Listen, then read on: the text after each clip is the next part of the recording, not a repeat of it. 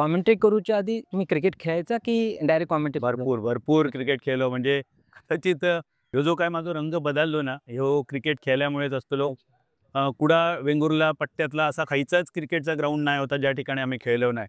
म्हणजे गुरुवारी आमचा क्रिकेट चालू जायचा. गुरुवार, शुक्रवार, शनिवार, रविवार घे म्हणून क्रिकेट खेळायचा. एखाद्या जागेवर जिंकलो तर दुसऱ्या जागेवर परत खेळायचा. हरलो तर दुसऱ्या टुर्नामेंटची एंट्री अच्छा. टाकायची. काय स्पर्धा सोमवारी चालायच्या त्या सोमवारपर्यंत खेळायचा. ओव्हरआर्म क्रिकेट भरपूर खेळलो. हळू-हळू ओव्हरआर्म क्रिकेटमधून अंडरआर्म क्रिकेट खेळलोय. अंडरआर्म क्रिकेटमध्ये सुद्धा खूप मोठमोठे स्पर्धा आम्ही जिंकले. आमच्या टीमने जिंकले. माझी वैयक्तिक बक्षिसं सुद्धा असत. म्हणजे ओव्हरआर्म क्रिकेटमध्ये ओपनर, बॅटर आणि विकेट कीपर ही माझी जबाबदारी. आमच्या श्री 11 वालावल संघाची कॅप्टनशिप सुद्धा आमच्या सीनियर खेळाडूंनी माझ्याकडे काही वर्षांसाठी दिली. ओके.